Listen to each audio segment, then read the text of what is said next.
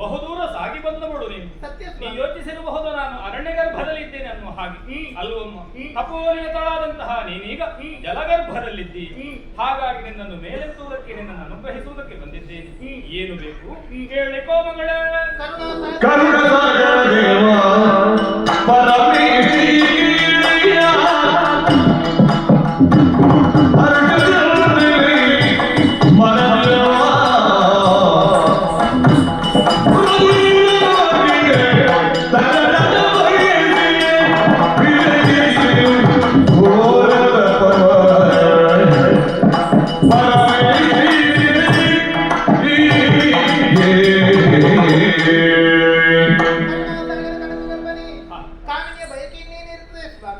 ಸಂತಾನವನ್ನು ಹೊಂದುವಂಥದ್ದು ಹೆಣ್ಣಿನ ನಿಜವಾದಂತಹ ಅಪೇಕ್ಷೆಯೇ ಆಗಿರುತ್ತದೆ. ಅಂತಹ ಇಚ್ಛೆಯನ್ನಿರಿಸಿಕೊಂಡವಳು ನಾನಿದ್ದೇನೆ. ಸಾಮಾನ್ಯಂತಹ ಬಾಲಕನಲ್ಲ. 3 ಲೋಕವನ್ನು ಗೆಲ್ಲುವ ವೀರ, ಶೂರ, ಧೀರ ಒಬ್ಬ ಸುಕುಮಾರ ನನ್ನ ಹೊಟ್ಟೆಯಲ್ಲಿ ಜನಿಸಿ ಬರುವಂತೆ ಅನುಗ್ರಹವನ್ನು ಮಾಡುತ್ತಂತೆಯೇ. ಮಗಳೇ, ನಿನ್ನ ಮನೋರಥದಂತೆ 3 ಲೋಕವನ್ನು ಗೆದ್ದು ಆಳುವಂತಹ ಮಗನೇ ನಿನ್ನ ಉದರದಲ್ಲಿ ಉದಿಸಿ ಬರ್ತಾನ. ಆದರೆ ಒಂದು ಮಗಳೇ, ಹುಟ್ಟುವಂತಹ ಮಗ ಮಾತ್ರ ಆಕೃತಿಯಲ್ಲಿ ಮಹಿಷನಾಗಿರ್ತಾನೆ. ಏನು ಸ್ವಾಮಿ ಇಂತಹ ಮಾತುಗಳನ್ನು ಆಡುತ್ತದೆ? ಯಾವ ಅಪರಾಧಕ್ಕೋಸ್ಕರವಾಗಿ ಮನಸ್ಸನ್ನು ಶುದ್ಧಪಡಿಸಿದ್ದೆ, ದೇಹವನ್ನು ಶುದ್ಧಪಡಿಸಿದ್ದೆ. ಮಾತ್ರವೇ ಅಲ್ಲ, ಮಂತ್ರವನ್ನು ಸರಿಯಾದಂತಹ ರೀತಿಯಲ್ಲಿ ಉಚ್ಚರಿಸಿ ನಿಮ್ಮನ್ನು ಪ್ರಸನ್ನೀಕರಿಸಿಕೊಂಡಿದ್ದೆ. ಹಾಗಾದರೆ ಯಾವುದೇ ರೀತಿಯಾದ ತೊಂದರೆ ದೋಷಗಳಿಲ್ಲದೆ ಇರುವಂತ ನನಗೆ ಈ ರೀತಿಯಾದಂತಹ ಒಂದರ್ಥದಲ್ಲಿ ಶಾಪ ಬೇಕೆ ಮಗಳೇ? ಬ್ರಹ್ಮದೇವ ಶಾಪ ಕೊಟ್ಟ ಅನ್ನುವ ಹಾಗೆ ಭಾವಿಸಬೇಡ. ನೀ ಮಹಿಷಿಯ ರೂಪವನ್ನು ಧರಿಸಿ ತಪಸ್ಸನ್ನಾಚರಿಸಿದ್ದು ಸತ್ಯ ತಾನೆ. ಪರಿಣಾಮವಾಗಿ ನಿನ್ನ ಉದರದಲ್ಲಿ ಹುಟ್ಟುವಂತಹ ಮಗ ಮಹಿಷನೇ ಆಗುತ್ತಾನಮ್ಮ. ನಿನ್ನ ತಪದ ಜ್ವಾಲೆ ಕುಪಿತನಾದ ಸುಪಾರ್ಶ್ವಕ ಶಪಿಸಿದ್ದಾನೆ. ನಿನ್ನ ಉದರದಲ್ಲಿ ಕೋಣನೆ ಹುಟ್ಟಲಿ. ಮಗಳೇ, ಚಿಂತಿಸದೆ. ನೀನು ಬಯಸಿರುವುದು 3 ಲೋಕವನ್ನು ಅಲ್ವೇ? ಪೌರುಷವುಳ್ಳ ಮಗ ಬೇಕು ತನಗೆ ಅನ್ನುವ ಹಾಗೆ ನೀನು ರೂಪವನ್ನು ಬಯಸಿಲ್ಲ ತಾನೆ. ಕೋಣನಾದ್ರೆ ಏನಂತೆ? ಜಾಣನಾಗುತ್ತಾನೆ, 3 ಲೋಕವನ್ನು ಗೆದ್ದು ಆಡುತ್ತಾನೆ, ಯಶೋವಂತನಾಗುತ್ತಾನಮ್ಮ.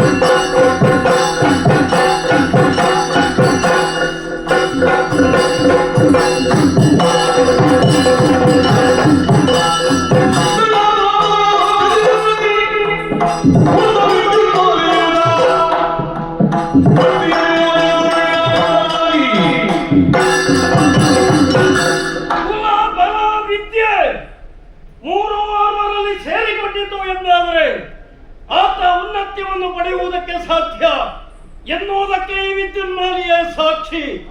ಕುಲದ ವಿಚಾರವಾಗಿ ಹೇಳುವುದಿದ್ರೆ ಪವಿತ್ರವಾದಂತಹ ರಕ್ಕಸ ವಂಶದಲ್ಲಿ ಗುರುತಿಸಲ್ಪಟ್ಟಂತಹ ಕಾಲಕೆಯ ಕೂಟದವರು, ಬಲದ ವಿಚಾರವಾಗಿ ಹೇಳುವುದಿದ್ರೆ ಚದುರಿ ಹೋಗಿದ್ದಂತಹ ಭೂಗತರಾಗಿದ್ದಂತಹ ರಕ್ಕಸರೆಲ್ಲರನ್ನು ಒಂದುಗೂಡಿಸಿ ಪಾತಾಳ ಲೋಕದ ಈ ಮಧುವನದಲ್ಲಿ ಭದ್ರವಾದಂತಹ ರಕ್ಕಸ ಸಾಮ್ರಾಜ್ಯವನ್ನು ಸ್ಥಾಪಿಸಿದವ ಬ್ರಹ್ಮದೇವರ ತಪಸ್ಸಿನ ಮೂಲಕ ಮೆಚ್ಚಿಸಿ ವಿಶೇಷವಾದ ವರಪ್ರಸಾದ ಯಕ್ಷನಾರ್ವನಿಂದ ಬರಣ ಸಂತೋಷದಿಂದ ಒಪ್ಪಿಕೊಂಡೆ. ಯಾಕೆ ಪ್ರಪಂಚದಲ್ಲಿ ಪರಾಕ್ರಮಿಯಾಗಿ ಮೆರೆಯುವ ಸಂದರ್ಭದಲ್ಲಿ ಓರ್ವ ಹುರು ಯಕ್ಷನಿಂದ ಮರಣ ಬರುವುದಕ್ಕೆ ಸಾಧ್ಯವಿಲ್ಲ. ಅದೇ ರೀತಿಯಾಗಿ ಮಧುವನದಲ್ಲಿ ಸುಖದಿಂದ ಜೀವನವನ್ನು ಸಾಗಿಸುತ್ತಾ ಇದ್ರೆ ಜೀವನದ ಒಂದು ಪರಮ ಗುರಿ ರಕ್ಕಸ ಕುಲದ ಉದ್ಧಾರ. ಇಡೀ ಪ್ರಪಂಚದಲ್ಲಿರುವ ಎಲ್ಲ ರಕ್ಕಸರನ್ನು ಒಂದುಗೂಡಿಸಿ ಭದ್ರವಾದಂತಹ ಒಂದು ಕೂಟವನ್ನು ಕಟ್ಟಬೇಕು. ಆದ್ರೆ ಏನು ಮಾಡೋಣ, ಅಂತ ಕಾಲ ಸನ್ನಿಹಿತವಾಗಲಿಲ್ಲ ಎನ್ನುವ ಹಾಗೆ ಚಿಂತಿಸುತ್ತಾ ಇರುವಾಗ ವಿಶೇಷವಾದಂತಹ ಒಂದು ವರ್ತಮಾನ ಬಂತು.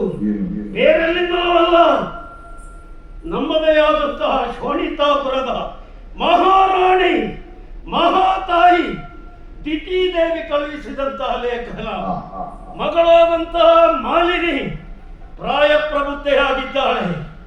ಅವಳ ಯೋಗ್ಯತೆಗೆ ಸರಿಯಾದಂತಹ ಪುರುಷ ಈ ಪ್ರಪಂಚದಲ್ಲಿದ್ರೆ ವಿದ್ಯುನ್ಮಾನಿಯಾದಂತಹ ನೀನೇ ಸರಿ.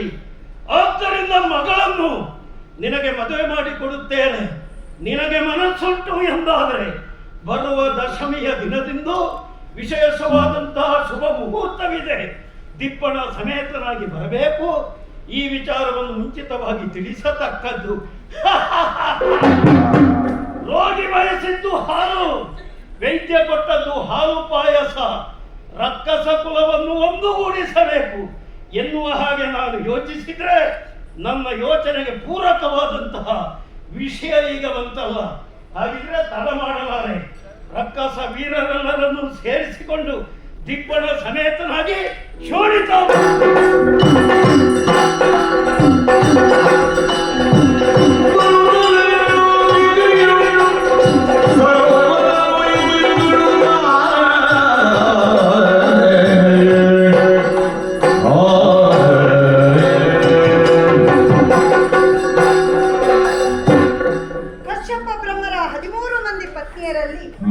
ಓರ್ವಾಕೆಯಾದ ನಾನು ದಿತಿದೇವಿ ನಾಮಕಳಾದ ನಾನು ಈ ಶೋಣಿತಾಪುರದಲ್ಲಿ ಮೆರೆಯುತ್ತಾ ಇದ್ದೇನೆ. ಅನೇಕ ಮಂದಿ ಗಂಡು ಮಕ್ಕಳನ್ನು ಪಡೆದ ನಾನು ಅವರೆಲ್ಲರೂ ಆ ದೇವಲೋಕದ ದಾಳಿಯಿಂದಾಗಿ ಹತರಾಗಿ ಹೋದಾಗ ನಿರಾಶಳಾದೆ. ಉಳಿದಾಕೆ ಓರ್ವ ಮಗಳು ಮಾಲಿನಿ. ಆಕೆಯು ಪ್ರಾಯ ಪ್ರಬುದ್ಧಳಾಗಿದ್ದಾಳೆ. ಆಕೆಯ ಯೋಗ್ಯತೆಗೆ ಅನುರೂಪನಾದ ವರನೋಮನನ್ನು ಹುಡುಕಿದರೆ ಅಲ್ಲಿಗೆ ನನ್ನ ಕಷ್ಟಗಳೆಲ್ಲ ಪರಿಹಾರವಾದಂತೆ ಸರಿ. ಹಾಗಾದರೆ ಆಕೆಗೆ ಅನುರೂಪನಾದ ವರನ್ಯಾರು ಎಂದು ಯೋಚಿಸುತ್ತಿರುವಾಗ ಪಾತಾಳ ಲೋಕದ ವಧುವನದಲ್ಲಿರುವ ಆ ಮಧುವನದ ವಿದ್ಯುನ್ಮಾನಿಯೇ ಸರಿಯಾದ ವರನ. ಸರಿ, ಆತನಿಗೆ ವಿಶೇಷವಾದ ಆಹ್ವಾನವನ್ನು ಕಳಿಸಿದ್ದೇನೆ. ಆತನ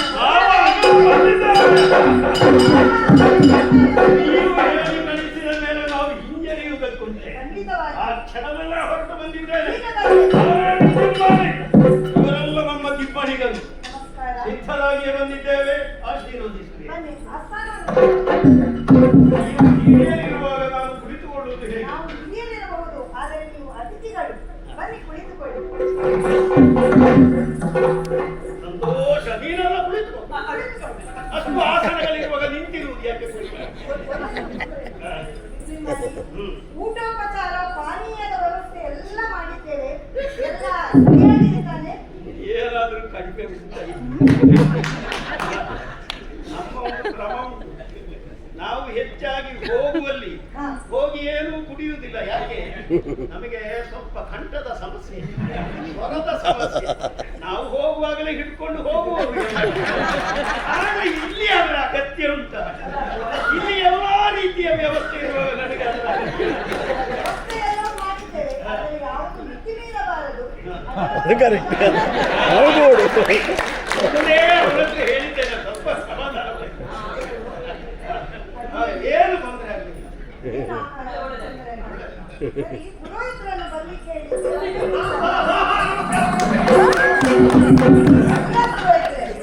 ನಿಮ್ಮನ್ನು ಬೇಗ ಬರಲು ಹೇಳಿ. ಇಷ್ಟು ತಡವಾಗಿ ಬರುವುದೇ ನೀವು? ಸತ್ಯ ಸತ್ಯ ಹೇಳುದಮ್ಮ, ಏನು? ಬರುವುದಕ್ಕೆ ನಾವು ಮಧ್ಯಾಹ್ನವೇ ಬಂದಿದ್ದೇವೆ. ಅಬ್ಬಾ. ಒಳಗೆ ಬರ್ಲಿಕ್ಕೆ ಮಾತ್ರ ಕಷ್ಟ ಆಯ್ತು. ಬಿಡ್ಲಿಲ್ಲ. ಒಟ್ಟು ಇದು ಪ್ರಥಮ ಬಾರಿ ಬರುವುದಲ್ಲ. ಪ್ರಥಮ ಬಾರಿ ಬರುವಾಗ ಹಾಗೆ ಸ್ವಲ್ಪ ಗಡಿಬಿಡಿ ಆಗ್ತದೆ. ಇನ್ನು ವರ್ಷ ವರ್ಷ ಬರುವಾಗೆ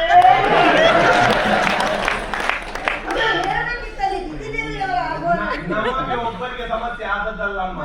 ಬಂದವರಿಗೆ ಎಲ್ಲರಿಗೆ ಸ್ವಲ್ಪ ಮಟ್ಟಿನ ಸಮಸ್ಯೆ ಆದದ್ದು ಹೌದು. ಅದಕ್ಕೆ ಸತ್ಯ ಹಾಗೆ ಹೇಳುದಲ್ಲ. ಬಂದ ಸರ್ವರಿಗೆ ಸಮಸ್ಯೆ ಆಯ್ತಲ್ಲ ಎಲ್ಲರಿಗೂ. ಅದಕ್ಕೆ ಇದು ಸಮಸ್ಯೆ ಏನು ಗೊತ್ತುಂಟಾ? ಸರ್ವರ್ ಸಮಸ್ಯೆ. ಅದು ಕೂಡ ಬೆಳಿಗ್ಗೆ ನಾವು ಬಂದಿದ್ದೀವಿ ಹೌದು ಕರ್ತವ್ಯ ಹೌದು ಗೊತ್ತಾಯ್ತು. ಒಂದು ಕಾರ್ಯಕ್ರಮ ಆದಷ್ಟು ಬೇಗ ಬರಬೇಕು ಸೇರಬೇಕು ಅಂತ ನಿಮ್ಮದಾದಂತಹ ಕರೆ ಬಂದದ್ದು ಹೌದು. ಏನು ವಿಷಯ ಅಂತ ಮತ್ತೆ ಗೊತ್ತಾಗಲಿಲ್ಲ. ಮಾಧುರಿ ಈ ಪ್ರಾಯದಲ್ಲಿ ಎಂತ ತಮ್ಮ ಸುಮ್ಮನೆ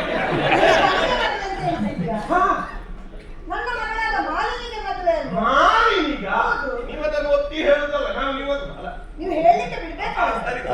ಮಾಲಿನಿಗೆ ಮದುವೆ ವಿಷಯ ಗೊತ್ತಾಯ್ತು. ಮೊನ್ನೆ ನೋಡುವಾಗ ಇಷ್ಟು ಸಣ್ಣದಿತ್ತು, ಬೆಳೆದು ಇಷ್ಟು ದೊಡ್ಡವರಾಗಿದ್ದಾರೆ ಅಂತ ಯಾರಿಗೆ ಕಲ್ಪನೆ ಉಂಟು? ಸರಿ, ಮಾಲಿನಿಗೆ ಮದುವೆ ಅಂತ ಆಗ್ಬೇಕಾದ್ರೆ ಒಂದು ಗಂಡು ಬೇಕೋ ಬೇಡ? ಗಂಡು ಸಿದ್ಧನಿದ್ದಾನ. ಗಂಡು ಸಿದ್ಧನಿತ್ತು, ಈಗ ಬಂದು ಆಗಿದ. ನಾನು ಬರುವಾಗ ತಗಾದದ್ದು ಅದಕ್ಕೆ ಹೇಳಿದ್ದ. ಸರಿ, ನಿಮ್ಮಲ್ಲಿ ಈಗ ಬಂದ ಗಂಡಿನಲ್ಲಿ ಒಮ್ಮೆ ಮಾತಾಡ್ಬೇಕಲ್ವಾ? ಎಲ್ಲಿದ್ದಾನೆವಾ? ಹಿಂದೆ ನೋಡ್ಬೇಕಾ?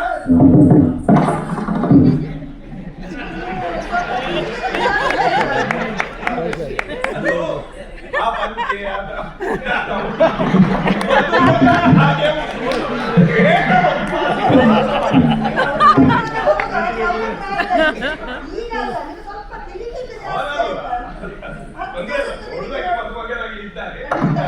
ಅರ್ಥ ಸುತ್ತು. ಸರಿ, ನಮಗೆ ನೀವು ಹೇಳಿದಾಗೆ ಈಜಿ ಆಗುದಿಲ್ಲ, ಅರ್ಥವೇ ಕರ್ಕೊಂಡು.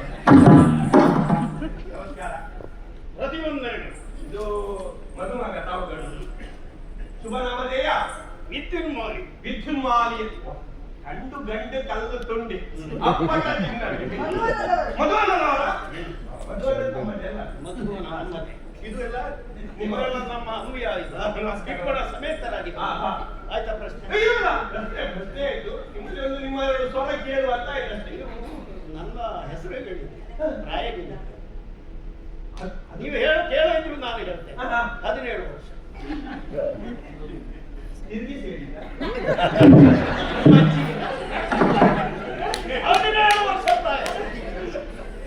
ಇನ್ನು ಮುಂದುವರಿಸಿ ನಮಗೆ ಅದು ನಿಮ್ಮ ಮಧುವನದಲ್ಲಿ 17 ವರ್ಷದ ಅಡಿ ಅಡಿ ನೀವು ಹೇಳಿದ್ರೆ ಸತ್ಯ. ಅದು ಕೇಳುವುದುಂಟ? ಹೇಗೆ ಪ್ರಯಾಣ ಎಲ್ಲ ಹೇಗಾಯ್ತು? ಶುಭವಾಗಿ, ಸುಖವಾಗಿ, ಸುಖಕರವಾಗಿ. ಸ್ವಲ್ಪ ಯಾಕಂದ್ರೆ ಇದು ಪಾತಾಳದ ಹಾಗಲ್ಲ, ಭೂತಾಳ ಅಲ್ವಾ? ಹಾಗೆ ಕೇಳಿದ್ದು. ಪಾತಾಳದಿಂದ ನೀವು ಮೇಲೆ ಬಂದವರಲ್ಲ, ವಿಷಯ ಕೇಳಿದ್ದೇನೆ. ಸರಿ, ಅಲ್ಲಿಂದ ಇಲ್ಲಿ ತನಕ ಮದುವೆಗೆ ಒಪ್ಪಿಕೊಂಡು ಬಂದಿದ್ದೀರಿ ಅಂತ ಆದ ಮೇಲೆ ಏನಾದ್ರೂ ಆಸೆ ಮನದಲ್ಲಿ ಉಂಟಾ? ಹೆಣ್ಣು ನೋಡಬೇಕು, ಒಮ್ಮೆ ಕಾಣಬೇಕು, ಅವಳನ್ನು ಮಾತಾಡಿಸಬೇಕು ಅಂತ ಕ್ರಮ ಇದ್ರೆ ಮಾಡಬಹುದು. ಆದ್ರೆ ಹೆಣ್ಣನ್ನು ನೋಡಬೇಕಾದ ಅಗತ್ಯ ಉಂಟ ನಮಗೆ. ದನವನ್ನು ಕಂಡಾಕ್ಷಣ ಕರುವನ್ನು ತೀರ್ಮಾನ ಮಾಡುವುದು. ತಾಯಿಯನ್ನು ಕಂಡಾಕ್ಷಣ ಮಗಳು ಹೇಗಿರ್ಬೋದು ನಮಗೆ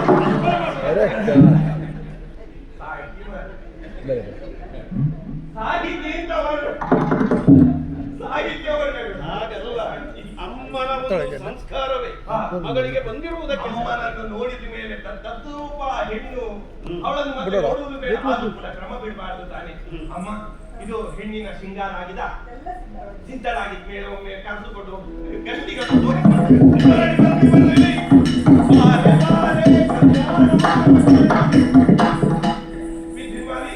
ಇದು ಹೆಣ್ಣು ಬಂದಾಗಿದೆ. ಒಮ್ಮೆ ನೋಡಿ ಒಪ್ಪಿಗೆ ಕೊಟ್ಟಿದ್ದೆ ಆದ್ರೆ ನಾನು ಮುಂದಿನ ಕಾರ್ಯಕ್ರಮಕ್ಕೆ ನಾನು ಸಿದ್ಧನಾಗಿದ್ದೀನಿ.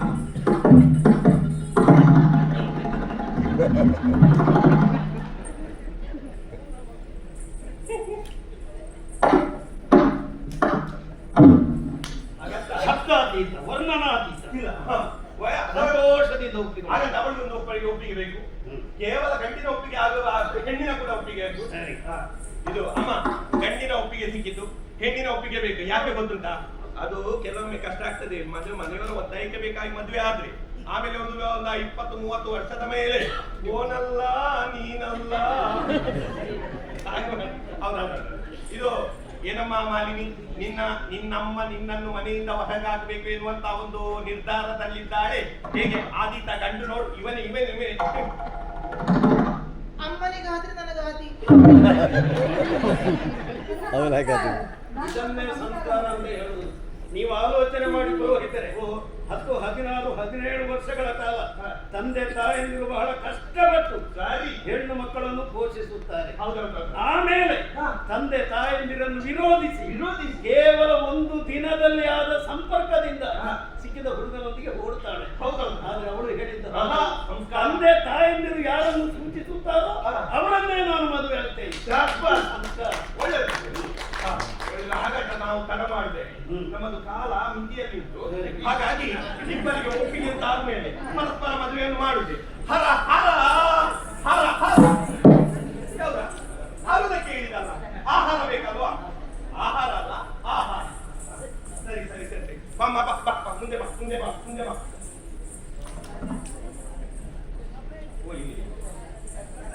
ಅಂತರ್ಪಟ ಉಂಟು ಅಂತ ಭಾವಿಸಿಕೊಳ್ಳಿ. ಹೆಚ್ಚು ವ್ಯವಸ್ಥೆ ಇಲ್ಲ. ಹಾಗಾಗಿ ತದೇವ ಲಗ್ನಂ ದಿನೇ ತದೇವ ತಾರಾಬಲಂ ಚಂದ್ರಬಲಂ ತದೇವ ವಿದ್ಯಾಬಲಂ ದೈವಬಲಂ ತದೇವ ಪಾರ್ವತಿ ಪರಮೇಶ್ವರಂ ಧ್ಯಾನಂ ಸ್ಮರಾಮಿ ಕರೋರಿ ಮಾಲೆ ಹಾಕತಕ್ಕದ್ದು.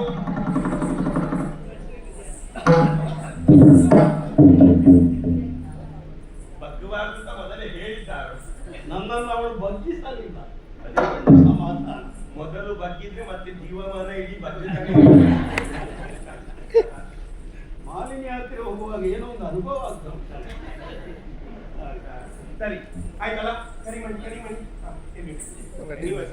ಅಲ್ಲಿಂದಲೇ ಮುಟ್ಟಿಕೊಳ್ಳಿ. ಇದು ಬರುವಂತ ಸಮಯ ಮುಖ್ಯವಾಗಿ ಇಲ್ಲ. ಇದು ಕಟ್ಟುನಾಗೆ ಮಾಲಿನ್ಯರು ಅಲ್ಲಲ್ಲಿ ಅವರನ್ನು ಮುಟ್ಟಿಕೊಂಡ್ರೆ ಆಯ್ತು.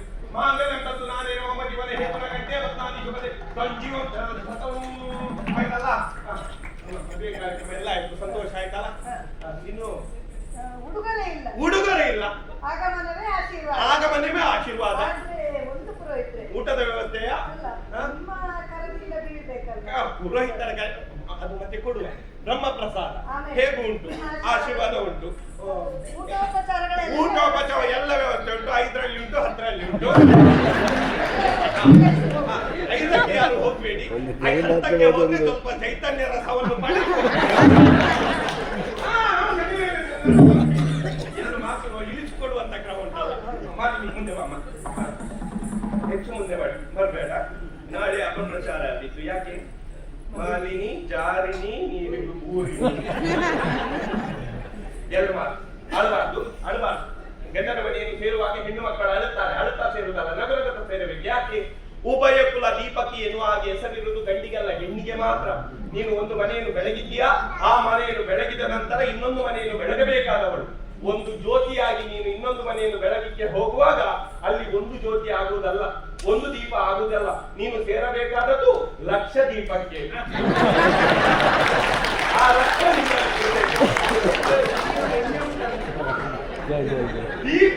ದೀಪ ಉರಿಬೇಕಾದ್ರೆ ಎಣ್ಣೆ ಅತಿ ಅಗತ್ಯ ಅಲ್ವಾ? ಎಣ್ಣೆ ಇರುವುದಕ್ಕಾಗುತ್ತದ? ಹಾಗಾಗಿ ಲಕ್ಷ ದೀಪವನ್ನು ಸೇರುವಾಗ ನಾವೆಲ್ಲ ಈ ಭವ ಸಂಬಂಧಗಳ ಸಾಗರದಲ್ಲಿ ಕಷ್ಟ ನಷ್ಟಗಳನ್ನೆಲ್ಲ ಹೊತ್ತುಕೊಂಡು ಸಂತೋಷವನ್ನು ಅನುಭವಿಸುವ ಎನ್ನುವ ಕಾರಣದಿಂದಾಗಿ ಬಂದವರಿದ್ದಾರೆ. ಮಹಾಸಭೆ ಇದು. ಹಾಗಾಗಿ ಅಲ್ಲಿರುವ ನಮ್ಮದೆಲ್ಲ ಕಷ್ಟಗಳನ್ನೆಲ್ಲ ಅಲ್ಲೇ ಬಿಟ್ಟು ಸುಖದ ಪಯಣದೊಂದಿಗೆ ಹಿಂದೆ ಬಂದು ನಮ್ಮ ಮನೆಯನ್ನು ಸೇರಬೇಕು. ಹೌದು, ಮಹಾಸಾಗರದಲ್ಲಿದ್ದೇವೆ. ಹಾಗಾಗಿ ಎಲ್ಲರಿಗೂ ನಮಸ್ಕಾರ. ಸೇರಿರುವಂತಹ ಹಿರಿಯರೇ, ಗಣ್ಯರೇ, ಅಳುಬೇಡ, ಮನಸ್ಸು ಗಟ್ಟಿ ಮಾಡಿಕೊ. ನಾನು ಇಂದು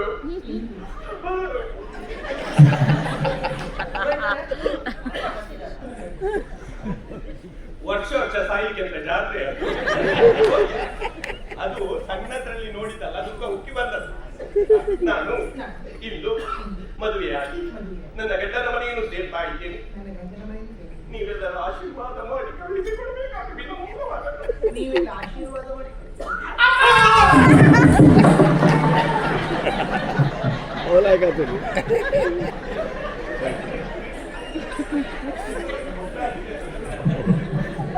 ಕಾಮಿಡಿ ಬಹಳ ಪ್ರೀತಿಯಿಂದ ಸಾಕಿದ್ದೆ ಮಗಳನ್ನು.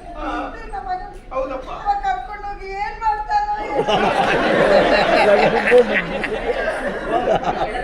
ಹಾ. ಹಾ. ನಾನು ಇದ್ದೇನಲ್ಲ, ಅವ್ರು ಏನು ಮಾಡ್ತಾರೆ ಅಂತ ನಾನು ಮಾಡ್ತೇನೆ. ಅವರು ಏನು ಮಾಡ್ತಾರಂತೆ ಅವರನ್ನು ಅದು ನೋಡಿ ನಾಡಿದ್ದು ನಿನ್ನದಕ್ಕೆ ಎಲ್ಲರೂ ಮಾಡ್ತಾರೆ ನೋಡಿ. ಏನು ಮಾಡ್ತಿಲ್ಲ ಮನೆ ಸಂಸಾರ ಹೇಳ್ಬೇಕು ಸಮಯ ಇಲ್ಲ. ನಮಸ್ಕಾರ. ನಾನಿಂದು ಮದುವೆಯಾಗಿ ನನ್ನ ಹೆಂಡತಿಯೊಂದಿಗೆ ನನ್ನ ಬಲವನ್ನು ಸೇರ್ತಾ ಇದ್ದೇನೆ. ನೀವೆಲ್ಲರ ಆಶೀರ್ವಾದ ಮಾಡಿ ಕಳಿಸಿ ಕೊಡಬೇಕಾಗಿ ನೀವೆಲ್ಲರ ಆಶೀರ್ವಾದಿಸಿ ಕಳುಹಿಸಬೇಕಾಗಿ ಸರಿ. ಎಲ್ಲರ ಆಶೀರ್ವಾದ ನಮ್ಮ ಮೇಲೆ ಸದಾ ಉಂಟು. ನಿಮ್ಮ ಒಂದು ಆಶೀರ್ವಾದ ಬೇಕು. ಸರಿ ಸರಿ ಸರಿ. ವಿದ್ಯುನ್ಮಾಲಿ ಒಳ್ಳೆದಾಗ್ಲಿ. ಮದುವೆ ಈ ಸುಸಂತ ತರದಲ್ಲಿ ನಿಮ್ಮ ಮಾಡು ಬೆಳಗಲೆಂದು ಅರಸು ಹಾಡುವೆ ಎಂದು ನಾನು ನಿಮ್ಮ ಬಾಳ ಕನಸುಗಳೆಲ್ಲವೂ ನನಸಾಗುತ್ತಿದೆ. ಪ್ರೇಮಮಯ ಜೀವನವು ಆನಂದದ ಆಗರವು ನೇಮನಿಷ್ಠೆ ಬದುಕೆ ಈ ಬಾಳ ಬಯಕೆ ಕಾಮಿತಾರ್ಥವನ್ನು ನೀಡುವಂತಹ ಪರಮೇಶ್ವರನ ಅನುಗ್ರಹ ಸದಾ ಇರಲಿ. ಸಜ್ಜನರ ಸಂಘ ಅಡಿಗೆ ಒದಗಿ ಬರಲಿ. ದುರ್ಜನರ ಮನವನ್ನು ತಿಳಿಯುವ ಬಲವನ್ನು ನಮಗೆ ಬರಲಿ. ನಿಜ ಪತ್ನಿಯು ಮುದ್ದು ಮಕ್ಕಳ ಹಡೆದು ಪಡೆದು ಮುದ್ದು ಮಕ್ಕಳ ನುಡಿ ಮುತ್ತುಗಳು ನಿನ್ನ ಕರ್ಣಗಳನ್ನು ಸೇರುತ್ತಿರಲಿ. ಅದಿರಲಿ ಇದಿರಲಿ ಮಗು ಮಾತ್ರ ಒಂದು 20-30 ಹೌದಲ್ವೇ ಅಮ್ಮ? ಆಗಾಗ ಬರ್ತಾನೆ. ಸರಿ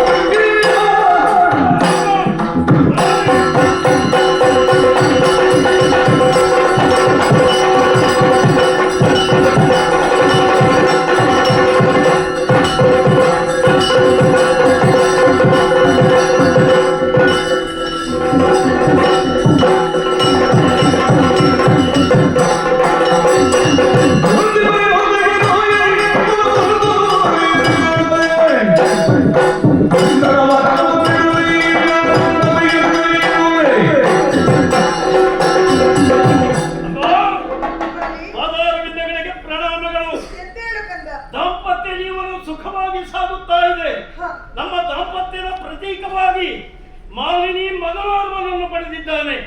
ಮಹಿಷ ಎನ್ನುವ ಹಾಗೆ ನಾಮಕರಣವನ್ನು ಮಾಡಿದ್ದಾನೆ. ಸಂತೋಷದಿಂದ ಜೀವನವನ್ನು ಸಾಗಿಸುತ್ತಾ ಇದ್ದೇವೆ. ತಾಯೇ, ಕೆಲವು ದಿನಗಳಿಂದ ನಾನು ನೋಡುತ್ತಾ ಇದ್ದೇನೆ, ಅರಮನೆ ಮೂಲೆಯೊಂದರಲ್ಲಿ ಕುಳಿತು ಧಾರಾಕಾರವಾಗಿ ಕಣ್ಣೀರನ್ನು ನೀವು ಸುರಿಸುತ್ತಾ ಇದ್ದೀರಿ. ಮಗಳಿಗೆ ಮದುವೆಯಾಗಿದೆ, ಮೊಮ್ಮಗನಿದ್ದಾನೆ. ಮೊಮ್ಮಗನೊಂದಿಗೆ ಸುಖದಿಂದ ಆಟವಾಡುವುದು ಬಿಟ್ಟು ಯಾಕೆ ನಿಮ್ಮ ಕಣ್ಣೀರು?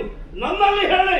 ವಿದ್ಯುನ್ಮಾಲಿ, ಏನಿದ್ದರೆ ಏನು ಫಲ ಹೇಳು? ಏನಾಯ್ತು? ಸ್ವರ್ಗದ ಸುಖಭೋಗಗಳನ್ನು ಅನುಭವಿಸುವ ನನ್ನ ಮನದ ಇಚ್ಛೆ ಹಾಗೆ ಉಳಿದು ಹೋಯಿತಲ್ಲ. ನನ್ನ ಗಂಡು ಮಕ್ಕಳೆಲ್ಲ ಅಳಿದು ಹೋಗಿದ್ದಾರಲ್ಲ, ಈಗ ನನಗೆ ಯಾರಿದ್ದಾರೆ ಹೇಳು? ನಿನ್ನ ಚಿಂತೆ ಏನು ಎನ್ನುವ ಹಾಗೆ ನನಗರ್ಥವಾಗಿದೆ.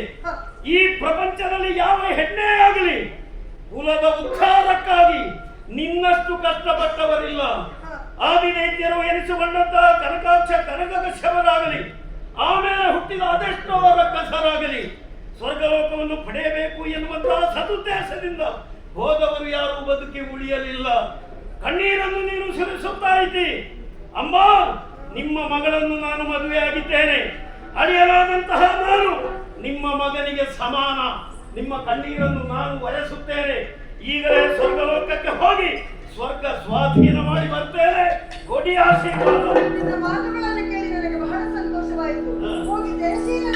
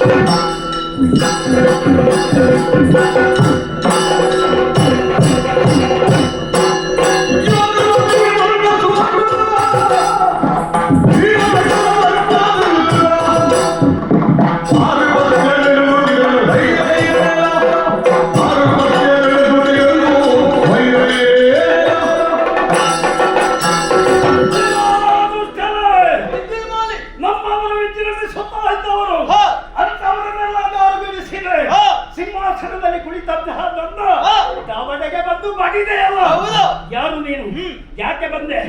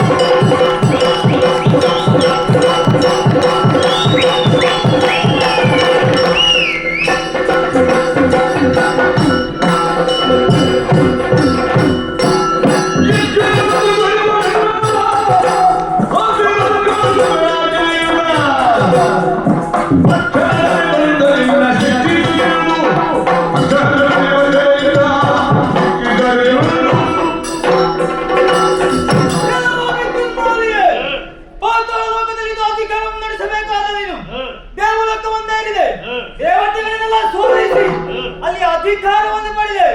ಇಷ್ಟು ಮಾತ್ರಕ್ಕೆ ಜಯದಿಂದ ಪಾಲಿಗಾಯ್ತು ಎನ್ನುವ ಹಾಗೆ ಭಾವಿಸಬೇಡ. ಸುರಪ್ಪ ಕೊಟ್ಟ ದೂರಿನಿಂದ ಅವನಿಗೆ ಧೈರ್ಯದ ಮಾತನ್ನು ಹೇಳಿ ಬಂದವ ಯಕ್ಷ.